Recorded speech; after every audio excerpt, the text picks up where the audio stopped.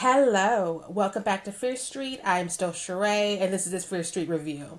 Today, I'm here to talk to you about Dust Bunny, which I just caught at TIFF 2 nights ago at Midnight Madness. I'm still recuperating, which is why this is a little bit late for me, not the world. Because the movie doesn't come out until December 12th, which is why I'm going to try and keep it spoiler free, but also, I don't know me. I don't know what I'm going to say. If you don't believe in me, you're not the first. You can save this and come back to it later after you see the movie. But I am going to do my best to talk about big ideas, themes, performances, instead of getting into like scene by scene things and what I think I really fucks with. Anywho's, let us get into the synopsis of Dust Bunny. An 8-year-old girl asks her scheming neighbor to help in killing the monster under her bed that she thinks ate her family. Fun times, right? I'm not gonna lie. This is another fantastical, morbid tale from the mind of Bryan Fuller.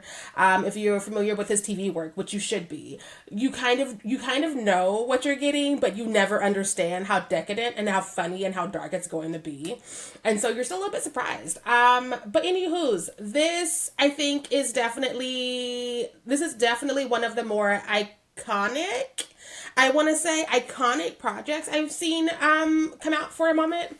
It's just the world is so established and it's so effortlessly established that you are with this kid, whether or not you believe her, because the movie doesn't give it to you up top, because again, why would you sit there for the whole time if you know everything up top? So like while you're figuring out if she's legit or if she's not legit, you do sort of start to fall into her world and her rules. And so, like, there's a moment where, after it's been established, the danger zone, something falls in the danger zone, and I reached for pearls that nobody in my generation can afford to have. And that is the power of great storytelling, especially in a world that is just, again, this decadent and rich and gorgeous to stare at. I have yet to leave a Bryan Fuller project where I'm not like, this fucking wallpaper. And again, we will get to that. I'm going to try to stay organized because it is early in the fucking morning. Anywho's, it's risky to have a kid at the forefront of a film. I am notorious for being indifferent to child actors. However, Sophie Sloane as Aurora delivers. Like, she holds her own with Sigourney Weaver and Mads Mikkelsen. I might have just said his name wrong, hindsight. She holds her on. She's got amazing comedic timing. She's funny. She's sharp. She's engaged. She's also just like really embodying what a lot of us we're not going to admit it. Where we're just like, dude, I'm a kid. The facts are these. These are the facts. What do you want from me? Fix this. And she's looking to adults for help, even though again she's figured out the adults maybe aren't together. She's figured out the adults maybe are not so great. And again, that's a relatable queen. I also, because again, I have to give her more flowers because we found out in the talkback that she's Scottish and she went home and learned American dialect for this role. That's how we all found out that she was not an American kid, because she sounds more American than I do. And I'm just excited to see what she does next, because like we need more smart kids. Wow, we need more smart kids working who understand cameras and understand frames and understand how to have fun and also get the work done and land the things. Also, her character is just a pure fucking delight. Like, she's no nonsense. She's independent. She's about it. She's just like, you know what? I'm going to prevail. I don't know what you all are doing, but I've told you what it is. You can believe me or not.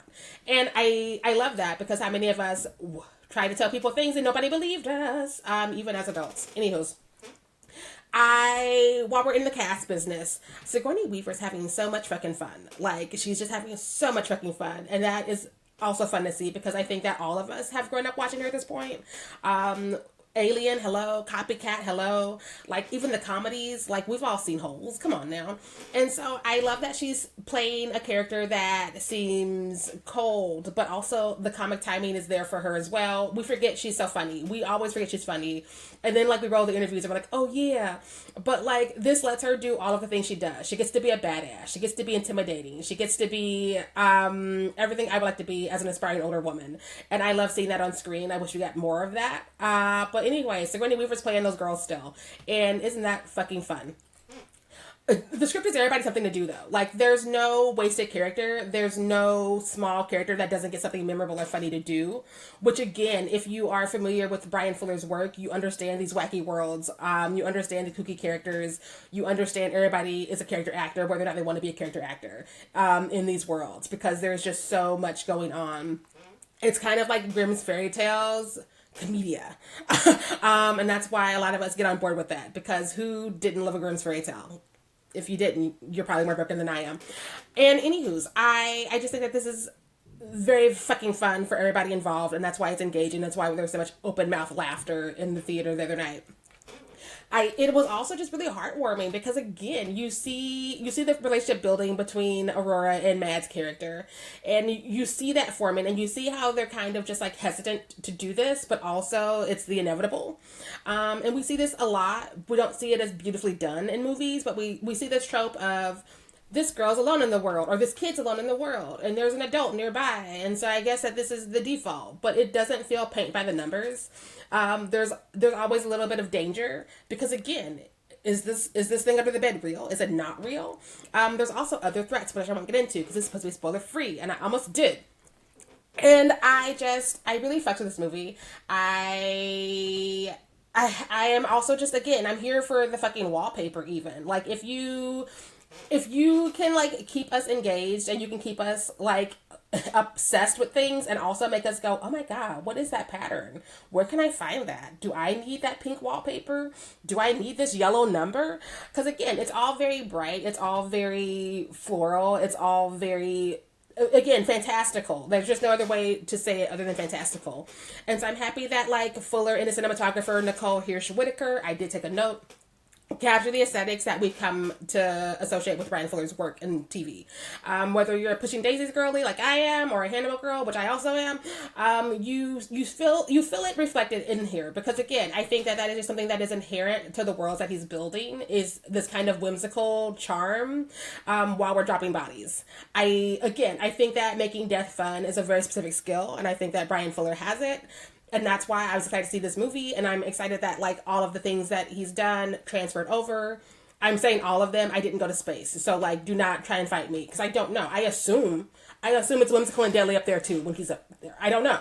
Anywho's, if you're looking for a serotonin boost, you're looking for a little dark story, you're looking for a little dark humor, you're looking for some of that, like, morbid enthusiasm, this is the girl. This is really the girl. I think that if you are a fan of Fuller's work, it's kind of delightful to see it transition to a big screen. I know that this is his first film he's directed, because he's been giving us TV for decades, like Dead Like Me, Wonder Falls, all of that. I think you see enough of the breadcrumbs of all of the things that you have adored before in here. If you are not fucking with a whimsical fairy tale for adults who never really grew up and never healed, then it's gonna be for you. And I'm sorry, but you and your therapist should work on that. Anywho's, I think that this is fun. I think it's a family horror movie. I think it's definitely of that nature of those movies we used to watch as kids, where we had kids in peril and it was like gateway horror, but also this is cooler. It's again decadent. Decadent and fantastical are just two words I cannot not say when talking about this, especially when I'm trying to dance around spoilers and not get into the nitty gritty. Everybody's having fun. Mads is doing so many silly things. It's a great time. I think that if you need a laugh and you also want to just be like fully absorbed in a movie, because I don't think we get that a lot. You know, we are living through the worst of times, unprecedented. And I think that it's sometimes hard to turn our brains off. And so I love that we still have effective storytellers who can be like, gather around, children. I'm going to shake you a little bit in the best of ways. I did not expect this to be the most delightful movie I've seen this year. I did not expect it to be the most funny movie I've seen this year. And I didn't expect it to be the one that like hit me in my cold little heart and be like, bitch, heal something. I didn't heal something, but I felt inspired to. So obviously I'm giving this movie 5 Cottontail margaritas. I'm not eating the Peeps because Peeps are trash, but I do love tequila and everything else in that drink, it seems like. I looked it up today.